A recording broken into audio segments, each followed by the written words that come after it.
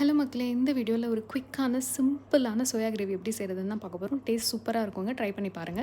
இதுக்கு நான் சோயா சங்க்ஸ வந்து சுடு தண்ணீல பிளான்ச் பண்ணி எடுத்து வச்சிருக்கேன். கடாயில வந்து 1 டேபிள் ஸ்பூன் ஆயில் ஆட் பண்ணிக்கிறேன். 1 டீஸ்பூன் அளவுக்கு சோம்பு, பொரிஞ்சு வரும்போது கட் பண்ணி வச்சிருக்க 2 பெரிய வெங்காயத்த ஆட் பண்ணிக்கிறேன். வெங்காயம் நல்லா ஒரு ப்ரௌனிஷ் கலருக்கு வரணுங்க. அது வரைக்கும் நல்லா வதக்கிக்கோங்க. கொஞ்சமா உப்பு ஆட் பண்ணி கூட வதக்கிக்கலாம். இந்த ஸ்டேஜ்ல வந்து நான் 2 பச்சை மிளகா, நச்சு வச்சிருக்க இஞ்சி, பூண்டு இத ஆட் பண்ணிக்கிறேன். ஆட் பண்ணி விட்டுட்டு நல்லா வதக்கிக்கணும். கொஞ்சம் வெங்காயம் அந்த இஞ்சி பூண்டோட சேர்ந்து நல்லா வதங்கி வரும்போது, கட் பண்ணி வச்சிருக்க 2 தக்காளி ஆட் பண்ணிக்கிறேன். கொஞ்சமா உப்பு, கொஞ்சம் மஞ்சத்தூள், 1/2 டேபிள் ஸ்பூன் மிளகாத்தூள், 1/2 டேபிள் ஸ்பூன் மல்லித்தூள், 1/2 டேபிள் ஸ்பூன் சிக்கன் மசாலா. இது எல்லாத்தையும் சேர்த்து மசாலாவ நல்லா வதக்கிக்கணும். ஸோ மசாலாவோட பச்சை வாசனை போய் எண்ணெய் நல்லா பிரிஞ்சு வர ஸ்டேஜ்ல நான் புதினாவையும் ஆட் பண்ணிக்கிறேன். ஆட் பண்ணிவிட்டு நல்லா மிக்ஸ் பண்ணி விட்டுறணும். நமக்கு தேவையான கன்சிஸ்டன்சிக்கு அளவுக்கு தண்ணி ஆட் பண்ணிவிட்டு நல்லா கொதிக்க விடுறேன். இந்த ஸ்டேஜ்ல நம்ம பிளான்ச் பண்ணி வச்சிருக்க சோயா சங்க்ஸையும் எடுத்து இதில ஆட் பண்ணிவிட்டு மிக்ஸ் பண்ணி விட்டுறணுங்க. கொஞ்சம் தண்ணி விட்டுட்டு வரும். அதுக்கப்புறமா நீங்கள் உங்களுக்கு தேவையான கன்சிஸ்டன்சிக்கு தண்ணி ஆட் பண்ணிவிட்டு செக் பண்ணிக்கோங்க. கொத்தமல்லி இலைய தூவி இறக்குனீங்கன்னா, சுவையான சோயா கிரேவி ரெடி. ட்ரை பண்ணி பாருங்க.